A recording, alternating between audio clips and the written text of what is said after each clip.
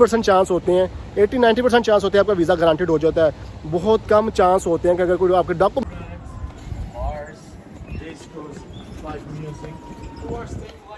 Ji. Welcome back to my channel Shahbaz Imam vlogs. उम्मीद करता हूँ सब खैरियत से होंगे। अल्हम्दुलिल्लाह मैं भी खैर से मज़े में आपकी दुआओं से जी। आज का मौसम बड़ा ज़बरदस्त है और धूप भी निकली हुई है, बड़ी ज़बरदस्त किस्म की गर्मी भी है और रोज़ा रख के वैसे भी गला खुश्क हो रहा है, आज बोला भी नहीं जा रहा। आज की वीडियो जो टॉपिक है वो ये है कि वो कौन सी ईजीएस्ट वे हैं पाकिस्तान से पुर्तगाल पहुँचने के लिए, आप किस तरह यूरोप का वीज़ा हासिल कर सकते हैं, वो कौन से रास्ते हैं, वो कौन सी वेज़ हैं जिससे आप वीज़े को क्वालिफाई करते हैं। वीडियो कंटिन्यू करने से पहले जिसने चैनल सब्सक्राइब नहीं किया, आप सबसे रिक्वेस्ट है कि भाई का चैनल लाजमी सब्सक्राइब कर दें, आपकी सपोर्ट की बहुत बहुत ज़रूरत है। इंस्टाग्राम में जो लिंक है डिस्क्रिप्शन के अंदर मौजूद है, वहाँ भी आप मुझे फॉलो करके मैसेज, अगर फ़ाइल लॉक करवानी है पुर्तगाल के अंदर या आपने इमिग्रेशन के बारे में इंफॉर्मेशन लेनी है तो आप मुझे वहाँ पे मैसेज कर सकते हैं। अगर वहाँ पे मैसेज लेट होता है तो आपके पास भाई सेकंड ऑप्शन में मेरा ट्विटर अकाउंट भी है और ट्विटर अकाउंट पर मैं आजकल बहुत एक्टिव हूँ, तो वो मैं डेली रात को देखता हूँ क्योंकि आजकल जो पाकिस्तान में चल रहा है गवर्नमेंट का, तो ट्विटर के ऊपर काफ़ी सारे अपडेट्स मिलती हैं, तो मैं ट्विटर भी बहुत यूज़ कर रहा हूँ, तो आप मुझे ट्विटर के ऊपर भी मैसेज कर सकते हैं। बाकी सेकंड चैनल है भाई का लाइव भी शहबाज, स्क्रीन पे नेम आ रहा है, इसको भी सब्सक्राइब करके सपोर्ट कर दीजिएगा। अच्छा जी, अब बात करते हैं कि पाकिस्तान में काफ़ी लोग जो हैं वो यूरोप आने के ख्वाहिशमंद होते हैं। ऑफकोर्स हम भी जब पाकिस्तान में, तो हमारा भी यही ड्रीम था कि हम यूरोप में जाके सेटल्ड हों, बट हमारा वो ड्रीम बहुत पहले था, फिर बाद में बीच में बंद हो ख़त्म कर दिया हमने, यानी कि लाइक बिज़नेस स्टार्ट कर लिया तो फिर अपनी लाइफ में बिजी हो गए। लेकिन पाकिस्तान में फिर कुछ हालात कैसे हो गए कि बिज़नेस जो है वो, आपको पता है, जो लोग पाकिस्तान में बिज़नेस कर चुके हैं, जो उनके हालात से वाकिफ़ हैं, तो बिज़नेस करना वहाँ पे बहुत टफ हो गया। तो इसलिए मैंने भी डिसीजन लिया कि जो है ना यूरोप साइड पे मूव हुआ जाए। तो मैंने जब उस पर वर्किंग की यूरोपियन कंट्रीज़ के ऊपर, तो मुझे सिर्फ पुर्तगाल ही बेस्ट ऑप्शन नज़र आया सारी कंट्रीज़ के अंदर कि ईजीएस्ट वे के अंदर 2 साल के अंदर। खैर हमें तो अभी 2 साल लग रहे हैं, जब हम आए थे उस टाइम कम लगता था, कम अरसे में रेजिडेंस मिल जाता था, तो इसलिए हमने चूज़ किया पुर्तगाल को। तो जी अब मेन जो क्वेश्चन है लोगों का कि हम वहाँ पे आएँ कैसे, क्योंकि बहुत से कम लोग इसको क्वालिफाई कर पाते हैं। लाइक सिर्फ 2 ही रास्ते हैं यहाँ आने के। एक जो है वो है स्टूडेंट्स के लिए स्टडी वीज़ा, ठीक है, और दूसरा है टूरिस्ट वीज़ा। पहले हम टूरिस्ट वीज़ा को अप्लाई करते हैं कि टूरिस्ट वीज़ा के क्या रेशियो है और हम कैसे अप्लाई कर सकते हैं। सबसे पहले आपने देखना भाई एलिजिबिलिटी देखनी है अपनी, कि आप एलिजिबल है भी हैं कि नहीं है, क्योंकि टूरिस्ट वीज़ा अप्लाई करने के लिए आपकी ट्रैवल हिस्ट्री बड़ी काउंट करती है, ठीक है। उसके बाद आपकी बैंक स्टेटमेंट बड़ी काउंट करती है, स्ट्रॉन्ग होनी चाहिए। बैंक स्टेटमेंट से भी ज़्यादा ट्रैवल हिस्ट्री काउंट करती है, ठीक है। उसके अलावा आपकी दूसरी डॉक्यूमेंटेशन, कंपनी फॉर्मेशन और इस तरह की चीज़ें होती हैं। वो डॉक्यूमेंटेशन के मैंने वीडियो बनाई हुई है, डिस्क्रिप्शन में लिंक मौजूद है, वो आप जाकर वॉच कर लीजिएगा।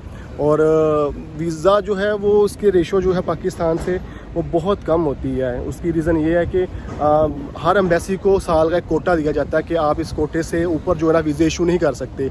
लेट्स सपोज कि एक एम्बेसी को साल का 2 लाख वीज़ा जो है ना वो इशू करना होता है। तो सबसे पहले फर्स्ट प्रायोरिटी के ऊपर जो आते हैं वो गवर्नमेंट एम्प्लॉयज़ जो डिप्लोमेट्स होते हैं, ठीक है, जिनके पास जैसे आर्मी ऑफिसर्स हो गए, जज हो गए और पॉलिटिशियंस हो गए, उनकी फैमिली मेम्बर्स हो गए।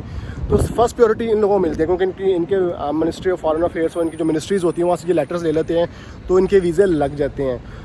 सारा कुछ बिक बांटने के बाद जो होता है वो आती है आम पब्लिक की बारी आती है। तो आम पब्लिक को कितना 10 to 15% जो है ना वो कोटा होता है। अब लोग लाखों की तादाद में वीज़ा अप्लाई करने के लिए बैठे हैं, तो वहाँ सिर्फ आप 15% को वीज़ा देंगे, तो इसलिए भी रिफ्यूज़ल चांसेस ज़्यादा होते हैं। तो इसलिए वो मोस्टली उन लोगों को जो है रिकमेंड करते हैं, या उन लोगों को जो वीज़ा इशू करते हैं जिनकी ट्रैवल हिस्ट्री थोड़ी अच्छी हो, हाँ बाय लक होता है कि उनके पास कोटा ज़्यादा पड़ा हो, तो वो आपको जो न्यू कमर्स होते हैं उनके भी वीज़े लग जाते हैं। जैसे अभी इस सीज़न, लास्ट सीज़न के अभी जो सीज़न गुजरा है, यानी कि अभी सर्दी विंटर के अंदर जो है स्पेनिश एम्बेसी ने जो फ्रेश पासपोर्ट होल्डर थे उनको भी वीज़े दिए हैं। उसकी रीज़न ये थी कोविड के बाद लोगों को यहाँ पे जो है ना, यहाँ की जो गवर्नमेंट थी, यहाँ के लोगों की कमी थी और यूरोप सारा टूरिज़्म के सर पे चलता है, तो इसलिए इन्होंने बहुत से वीज़े ग्रांटेड किए। स्पेन के थ्रू बहुत से लोगों ने यूरोप में एंट्री की और वहाँ से फिर पुर्तगाल में एंट्री की। तो अगर तो आपकी बैंक स्टेटमेंट स्ट्रॉन्ग है और आपका जो है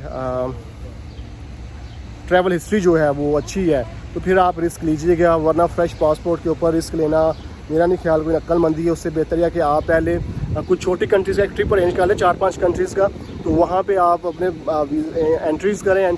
करने के बाद जो है ना ट्रैवल हिस्ट्री बनाएं, उसके बाद 5-6 महीने बाद अप्लाई करें।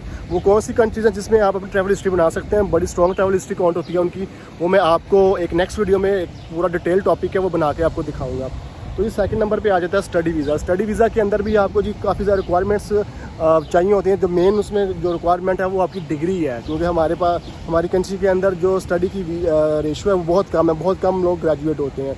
तो मोस्टली जो ग्रेजुएट लोग होते हैं उनके लिए ईजीएस्ट होता है कि किसी यूनिवर्सिटी में आपको एडमिशन मिल जाए, यूरोपियन यूनिवर्सिटी आपको एडमिशन दे दे, ठीक है। अगर तो आप ग्रेजुएट हैं तो फिर आपको मेरा ख्याल है कोई और रिस्क नहीं लेना चाहिए। आप यूरोपियन कंट्रीज़ के अंदर जैसे स्वीडन के अंदर जो है वो आपको स्टडी वीज़ा मिल जाता है, स्टडी एडमिशन मिल जाता है। हंगरी दे रहा है, उसके बाद इटली में स्कॉलरशिप मिलती है, आप वहाँ पे अप्लाई कर सकते हैं। इवन जो फैमिलीज़ मूव करके आना चाहती हैं पाकिस्तान से, जैसे हस्बैंड अनपढ़ है और मिसिस पढ़ी हुई हैं, तो मिसिस का एडमिशन करवा के यहाँ पे स्वीडन में तो आप फैमिली वीज़ा भी अप्लाई कर सकते हैं, तो फैमिली के साथ मूव कर सकते हैं। तो ये दो ईजीएस्ट वे हैं कि आप यहाँ तो टूरिस्ट वीज़ा, तो यहाँ फिर आप स्टडी वीज़ा के ऊपर आ सकते हैं। तो स्टडी वीज़ा का मैं बता दिया आपको, जो बैचलर्स हैं, जो ग्रेजुएशन जिसने 14 स्टैंडर्ड्स की स्टडीज़ की हुई हैं, उनके लिए इजी होता है वीज़ा लेना, क्योंकि जो यहाँ पे कोई लोग अब मैसेज करेंगे या पूछेंगे भाई हमने इंटर किया हुआ है, भाई इंटर वालों के बहुत कम चांसेस होते हैं कि आपको एडमिशन मिल जाए। हाँ, आपको छोटे छोटे कोर्सेज़ में मिलता है एडमिशन, लेकिन उसमें भी आपके वीज़ा एडमिशन तो मिल जाएगा आपको, जो एम्बेसी होती है वो वीज़ा नहीं देती, तो इस वजह से आपका रिफ्यूज़ल आ जाता है। तो कोशिश करें, ग्रेजुएशन करें, आप स्टडीज़ कर रहे हैं तो ग्रेजुएशन कंप्लीट करके स्टडी वीज़ा अप्लाई करें, फिर ज़्यादा चांस, क्योंकि आप फिर मास्टर्स लेवल में जाते हैं तो मास्टर्स लेवल में 80% चांस होते हैं, 80-90% चांस होते हैं आपका वीज़ा ग्रांटेड हो जाता है। बहुत कम चांस होते हैं कि अगर कोई आपके डॉक्यूमेंट्स में कोई थोड़ा सा गड़बड़ हो तो रिफ्यूज़ल के चांसेस होते हैं, बाकी आपका स्टडी वीज़ा ग्रांटेड हो जाता है। फिर आप यूरोप में एंटर होके तो फिर जो है ना आप कहीं भी मूव कर सकते हैं जहाँ आपकी डिज़ायर हो, लेकिन बेस्ट ऑप्शन पुर्तगाल ही है। और जी एक थर्ड ऑप्शन जो आता है, जो डोंकी होती है, लोग आजकल हमारे लोग उसको जो है ना, ज़ाहिर बात है हम वीज़ा लगते नहीं है, प्रॉब्लम्स है, और पाकिस्तान के अंदर इकॉनमी इतनी डाउन जा रही है, हर बंदे की ख्वाहिश है कि हम यूरोप जाकर सेटल हो जाए। ऑफ कोर्स बच्चों का फ्यूचर देखना पड़ता है, अपने माँ बाप का फ्यूचर, अपने बहन भाइयों को सपोर्ट करनी होती है, और हमने अपना फ्यूचर बुढ़ापा देखना होता है कैसे करें। तो फिर वो इलीगल वे आता है। तो इलीगल वे में मैं तो रिकमेंड नहीं करता, कि मेरे अपने एक दो जानने वाले हैं जो इलीगल वे में आए, उन्होंने मुझे वीडियोज़ दिखाई, ऑलमोस्ट वो मौत के कहते हैं ना, मौत के मुँह से वापस आए हैं, ठीक है।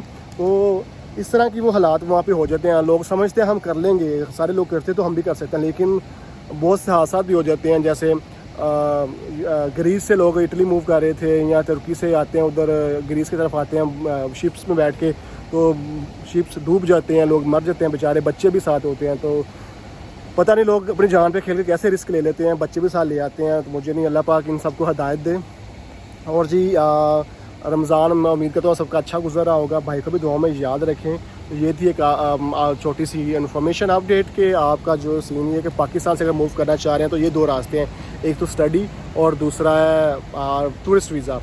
तो अगर दोनों में आप क्वालिफाई करते हैं तो ट्राई करें, लेकिन मेरा ख्याल है अगर आप अफोर्ड कर सकते हैं तो मेरे ख्याल से स्टडी वीज़ा अप्लाई करें, ज़्यादा ऑथेंटिक होता है। और लोग जो वर्क परमिट की तरफ भागते हैं उनसे भी रिक्वेस्ट है कि अगर आप क्वालिफाइड हैं, आप पढ़े लिखे हैं, ग्रेजुएशन की हुई है, तो आप स्टडी वीज़ा की तरफ जाएं, ना कि आप वर्क परमिट की तरफ जाएं। पुर्तगाल के अंदर जब आप एंट्री करते हैं तो आपको वर्क परमिट की ज़रूरत नहीं, आप टूरिस्ट वीज़ा पे आके यहाँ पे अपने जब डॉक्यूमेंट्स बनवा लेते हैं, फाइल अपनी एंटर कर देते हैं, रेजिडेंस परमिट के लिए अप्लाई कर देते हैं, तो आप लीगलाइज हो जाते हैं पुर्तगाल के अंदर। आप लीगली यहाँ पे काम भी कर सकते हैं, यहाँ पे जॉब भी कर सकते हैं, प्रॉपर्टी बाय कर सकते हैं, बिजनेस कर सकते हैं, मेडिकल फैसिलिटीज ले सकते हैं, सब कुछ कर बच्चों को प्रॉपर्टी बाय कर सकते हैं, बिजनेस कर सकते हैं, मेडिकल फैसिलिटीज ले सकते हैं, सब कुछ कर बच्चों को स्कूल में पढ़ा सकते हैं। तो जब आपको सारी फैसिलिटीज़ मिल हैं तो आपको वर्क परमिट की ज़रूरत ही नहीं है, क्योंकि यहाँ पे जो वर्क परमिट वाले लोग हैं वो जैसे पाकिस्तान की बात करें तो 15-20 लाख, 20-20 लाख, 15 तो फिर मैंने कम बता दिए, 20-20 लाख रुपया वो आपसे चार्ज करते हैं वर्क परमिट के लिए, और सारी फेक स्टोरीज बनाते हैं कि आपको 1500 यूरो सैलरी होगी, ये होगी, वो होगी। तो इन चीज़ों से ज़रा आपने परहेज़ करना है और अपने कम से कम पैसे बचाएं और लीगल वे में कोशिश करें। यहाँ हाँ थोड़ा टाइम लग जाएगा, आप जेंट्स के हाथ में फंस के तो टाइम वेस्ट करते हैं ना, तो थोड़ा ऑर्गेनाइज़ करें लीगल वे में अपनी चीज़ों को जो है और ऑर्गेनाइज़ करें, उसके बाद फिर अपना वीज़ा अप्लाई करें, तो बड़ी उम्मीद है कि आपका वीज़ा मिल जाएगा। नहीं जी, मेरा ख्याल है आज की इन्फॉर्मेशन बहुत इनफ होगी आप लोगों के लिए। अपनी दुआओं में याद रखिएगा, रमज़ान है, नमाज़ पढ़ें, भाई के लिए भी दुआ करें, अपने लिए भी दुआ करें कि अल्लाह ताला हमारी मुश्किलात को आसान करे और हमारे हुक्मरानों को हदायत दे कि हम यूरोप के साथ अच्छे ताल्लुकात बनाएं, ताकि हमारे वीज़े भी जल्द से जल्द और इजी वे में लग जाएं। अपना बहुत सारा ख्याल रखिएगा, मिलते हैं नेक्स्ट वीडियो में एक नए टॉपिक के साथ जी। अल्लाह हाफिज़।